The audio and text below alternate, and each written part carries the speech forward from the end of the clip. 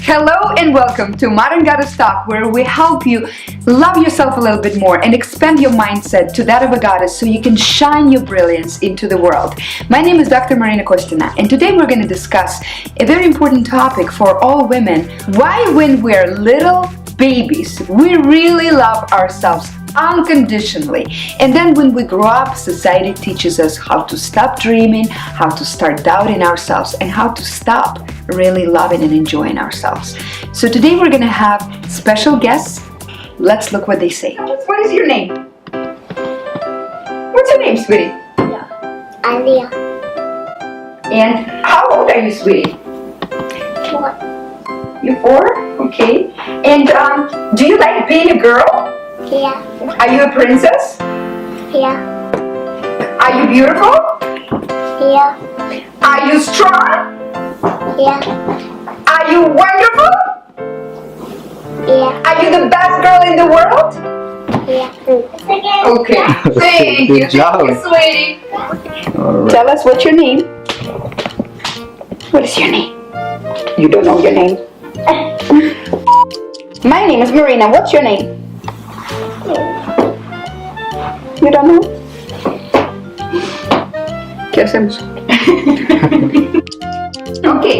What's your name, sweetie? ¿Cómo te llamas? Ajá. How old are you? What do you like about being a girl? Why is it good to be a girl? Elsa. Elsa. You like Elsa? Yeah. Are you beautiful? There. Good. Are you strong? Are you smart?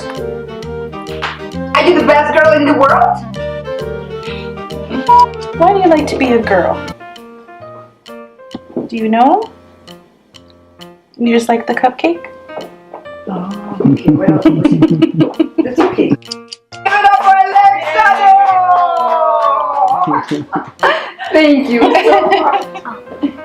So what is your name, sweetie? Brianna. How old are you? 7. 7. Do you like being a girl? Yeah. Why do you like being a girl? Because my hair. Because of your hair. What else is there to be a girl? Why do you like to be a girl? Your hair? What else? Glamorous. Glamorous. Okay. Are you a nice girl? Yeah. Are you? Huh? Sometimes. Sometimes. Are you beautiful? Yeah, I think that. What is your biggest dream? To become a doctor. To become a doctor? Why do you want to become a doctor? I can help people. Are you pretty? Yeah. Okay. Thank you, Brianna. You're awesome. Okay. What's your name? My name is Jennifer Serna. How old are you? I am 9 years old. You're 9 years old? Okay. So tell us, please, what is a cool thing about being a girl? Without girls in the world, there is no life, because women make life. What are some other good reasons to be a girl? Why do you like being a girl? Do you like being a girl, first of all? Yeah? Why do you like being a girl? I dress up real nice, and I have really good hairdos. I can put makeup on when I grow up, probably. Too. Are you a princess? Yes, I'm daddy's little princess. So do you feel like a princess? Yeah? How does it feel to, what it is to be a princess? Be careful, careful for others. Caring? Caring. You look after yourself and everybody else that's important to you. What do you think about yourself? Smart, pretty, kind. Very creative. Okay, do you have a dream? It's to make the world a more beautiful, unpolluted place. I wanted to be president when I was very little. I really wanted to be president. The first Mexican-American girl, lady. Thank you so much for sharing your story with us. Thank you. So as you see, every single girl, no matter how little she was, she had absolutely no doubt about her beauty, the fact that she's smart, kind, wonderful, that she's a princess. right? We have this amazing princess right here whose dreams are so big they have no limit. She wants to be a president of the United States of America. Why not? What happens to us later on in life when we forget how to dream, when we forget how to be the soft, beautiful women who use their creative power, who want to save the planet, and who know that they can save the planet because they have this undeniable, amazing, female, beautiful, kind force within them. So let's see. Hello and welcome to Modern Goddess Talk, where we help you love yourself a little bit more so you can shine your beauty and brilliance into the world. I'm your host, Dr. Marina Kostina, and today we're going to talk about self-love. And I found a perfect guest for this episode. Katz. She is a licensed psychotherapist, and self-love is something that she knows very well. Ellen, thank you so much. What an introduction. I love it. I know, right? Oh, good. I want to get to the meat of this, so tell me what we're going to talk about. So, can you please tell us, first of all, what do you do? Because, you know, you wear so many hats. I wear a lot of hats, yeah. So what I do briefly is I am the clinical director of Inner Balance, which is a series of places, I'd say wellness centers and therapy, counseling centers, as well as yoga, meditation, and that sort of thing. We have an office in Northbrook, we have one in Chicago, Los Angeles, Palm Springs, California. It's just wherever I happen to go, a lot sort of springing up around there. Mm-hmm. Oh, so that's what wonderful. we do, and I also have a kirtan band, which is a kind of chanting and meditative kind of music, but sometimes very spunky. Mm-hmm. And it really fits in with a lot of the things that you do, like so you can feel at one with your body, with your heart and mind and spirit, and get into that devotional bliss. So there's the Bhakti Caravan. Anybody's welcome to come see us on Facebook. That would be lovely. BHAKTI. Thank you so much, and we're going to give the information for our audience. So let's talk about self-love. Okay. There is a little bit, society teaches us the self-esteem, self-confidence, self-love, which I don't believe is really what, the true self-love is. Could you please tell us what are some definitions, how do they relate, and what is really self-love? Yeah, that's such a tough one. I think the one thing that used to really be tough for me as a kid was people would always say, you can't love anyone else until you love yourself. I'm sure you heard that too. And then a child is thinking, ooh, I better figure this one out quickly because I want someone to love me, Oh, yeah. And the truth is that we keep thinking that love has to do with somebody else. Right? Yes. And there's a reason for that, Marina. And it has to do with the fact that when you're a tiny baby, it does have to do with someone else. So the youngest part of our brains, we call them the mammalian or the mammal brain, expects nurturing to come from an external source. Okay, so it's going to come from my hands, from my look, from my touch, this kind of stuff. Which feels fabulous. Yeah. It feels great. It really does, because actually when we do this, we are getting chemicals in our body just from the touch, from the kindness, from that kind of stuff. But then if we don't have any other way to move beyond that, we sort of get addicted to that. It's kind of like I spend my whole life looking for that love, right? And that destroys self-esteem or self-love, because it's kind of a vacuum of self-love, right? Wow. So what we do, this is the lucky thing for people who are blessed enough to have a loving world to come into as children.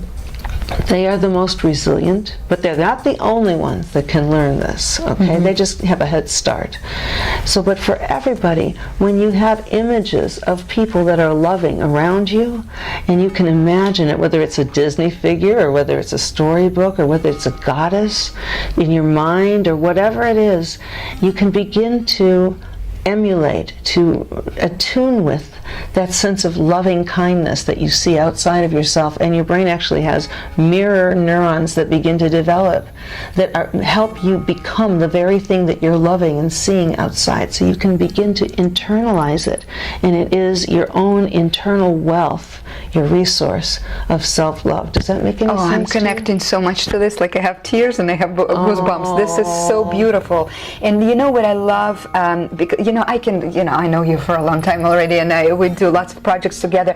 I love that you combine the psychology with spirituality. I think it's the way to explain to others something untangible, right? Well, now that we have more biology, neuroscience to explain this stuff, it's what people have always known. I mean, in India they call it the rishis, the really wise ones that used to tell us all about mantras and yoga and all that stuff. And now we can actually prove everything that's happening in the brain, so that stuff isn't just hocus pocus, it's real. Yes. How do we regulate ourselves? First, back to your question, can you love anyone when you're in a state of fear or in a state of anger or in a state of alienation or loneliness or self-loathing or self-criticism? No. No, because your feelings are like a generator. So you're generating one frequency, which could be anger, and then you're not generating the frequencies of love. They're like mutually Anger and love. exclusive. Yeah. And fear and love, right? Yes. So, but to switch gears, you can't just go, "Ooh, I want to stop feeling this, I want to start feeling this." You have to come to neutral first. Just like with an old-fashioned car, you would go to neutral before you switch gears. So to come to neutral, you first align your body, which you are a master at. And you know why you have to do that? Because there are nerves inside here, one big bundle called the vagus nerve that goes from the bottom of your spine all the way to your brain. And if it's all crunched down like this, then it cannot experience the fullness of love and presence, safety and peace. So the first gift you give yourself is to just be aware on the inside of your body of this elongated spine and that your head just rests. Okay, and you know you're being held, like a baby's held by some loving caretaker right by the bottom. They're held. We're held by Mother Earth. The next thing is a slow breath. So if you watch my hand, inhale and then slowly exhale. And this again sounds kind of like, well, come on, Ellen, are you serious? Yes, I'm serious, because the slower I breathe, the more fully I breathe, and I slow in my release, then I begin to feel calm inside. And it's this calm, serene presence, this allowing yourself to just be a witness, curious. What is this? What's here? Like a little child. Oh, I'm not afraid. I just want to see what this is. What's on your wrist, you know? So it's that kind of stuff, to bring up your curiosity, to bring up your openness. That's neutral. And from there, now actually we've activated our prefrontal cortex, our executive functioning area, and we can choose which direction we want to go from there. Pause, breathe, go to your senses, and then you get to choose. And that you get to choose. I love the choosing part, because the society teaches us that we need to find outside source and then fill our love needs, whatever. But you say that we actually need to activate love inside in order to attract love on the outside. Is that a true statement? It's being, and maybe I could even be more specific. The capacity for love is in all of us. From the moment we are conceived, it's the heart chakra, right? The heart opening right here. So this is a brain. This right here is our second brain. Do we just want to think with our heads? Some people do that. Yeah, many people. And they don't understand why they're lonely. But all our answers cannot just come from our intellect. We have to sometimes get quiet so we can hear this still small voice. And I always tell my clients, look, if we were so smart, you know, do we really have anything to do with when you get a cut? You know, how does it start to heal? Do I have to tell it to heal? You know? That's a good example. Do I have to do it? Is it really all in my brain? No, there's so much intelligence right here in this body. You know, I'm getting rid of toxins just by breathing out. So there's so much going on. Yes. So clearly, not our interference. Not us. They don't need us. So let's hook up to that intelligence. So when we sit up and we breathe, and we start to use our senses to imagine. It can even be something beautiful like a flower. I'm imagining the grace of nature. I'm imagining being a tree. I'm imagining laying on the ocean in a beautiful raft or canoe. These are ways I can love myself, I can give to myself. I love that sense of safety and presence. Thank you. And you know, it's interesting. Right before our interview with you, we interviewed a couple of little munchkins. They're very, very cute. They're from 3 to 12, okay? Yes. And the girls, when you ask them questions about are you beautiful? The answer is right away, yes. There's not even like a moment question. hesitation. They know exactly. Some girls want to be princesses, some girls don't want to be princesses, and they say, no, I don't want to be a princess. But they know exactly what they want. They know exactly that they are lovable, that they are beautiful. They've internalized that. What happens with us? What happens to us later on, and why? Okay, so a family has a lot of competition. Okay, so you can be the best parents in the world, but you know that kid is going to go out and interface with the internet, with books and movies, with stories with other kids, okay? So the world is not, it gets increasingly hazardous, let's say. So what happens at home is extremely significant, and it doesn't stop when the kid goes to high school, by the way. It's still a place, it has to be a safe place, and the parenting changes over the different developmental stages for that child. So for a teenager, I know you didn't ask about that, but I'll start with that and then go back.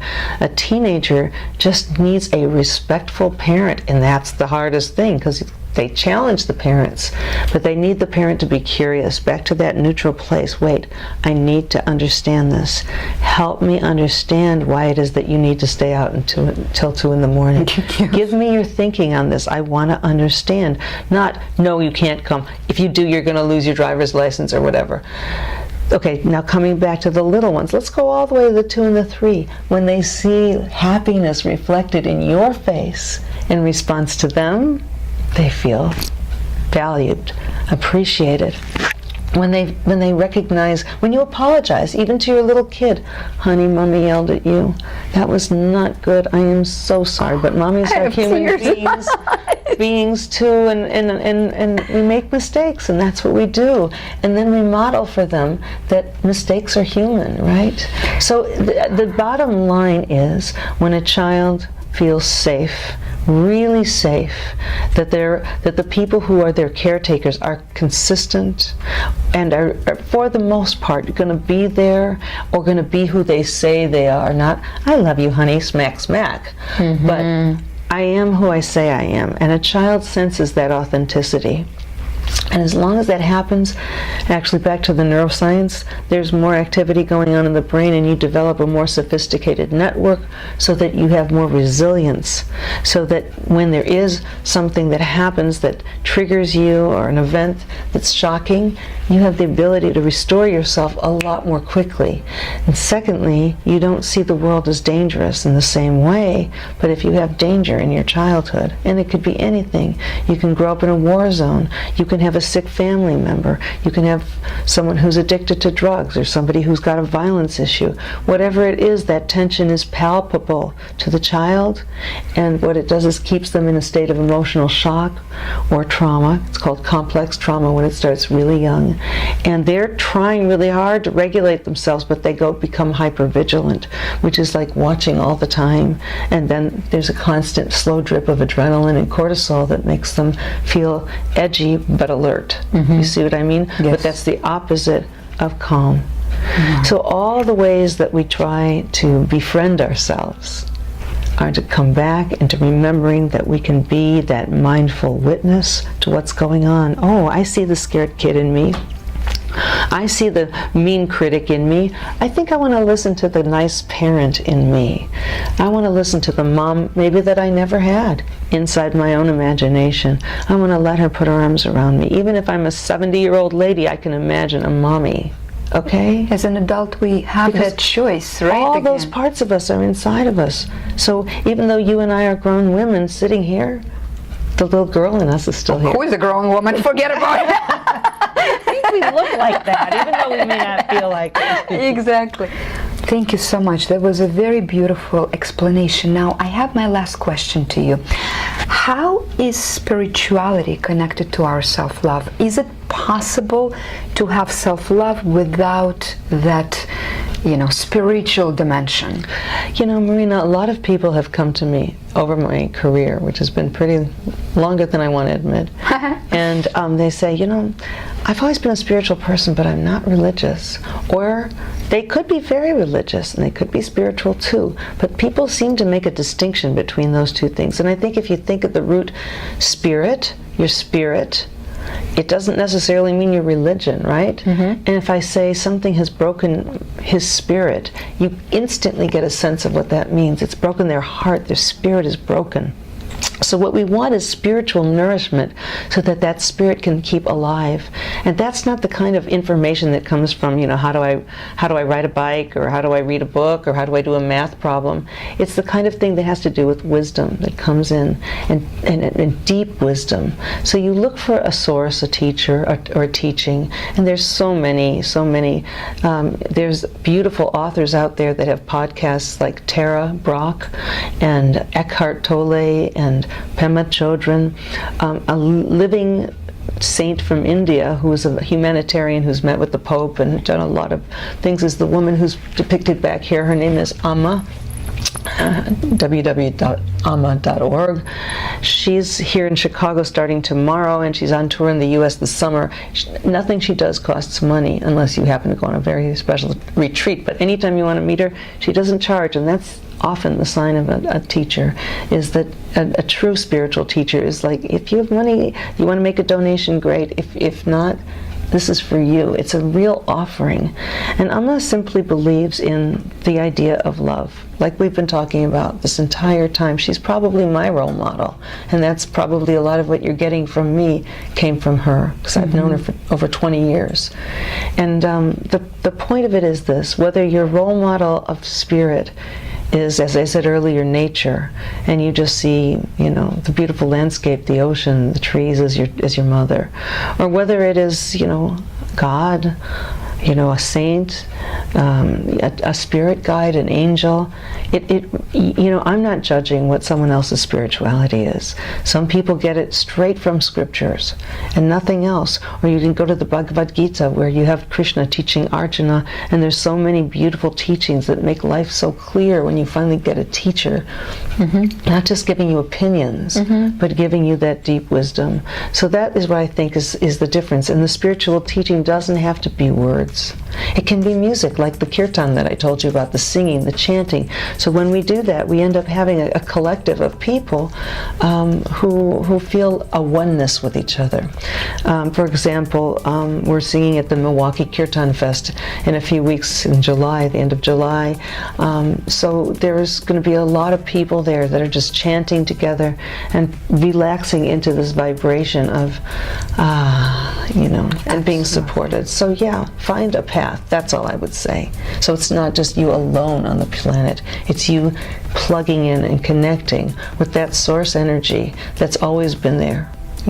We just have to let it have a clear path of connection. I love it. Thank you so much. We can talk with you, Ellen, forever and ever. We're unfortunately limited with time, but I'm sure that our audience can find you. How can they find you and follow you? And my website, ellenkatz.net, or with Facebook, Inner Balance. Wonderful. Illinois. Thanks. Thank you so much. And remember, we're going to leave you with this, that love is not something outside of you, right? That's Ellen's message. But love is something you tune into. And it's already there. It's already there. You just need to tune into it. And it's available right here, 24/7, unlimited source for you. Happy vibes, happy lives.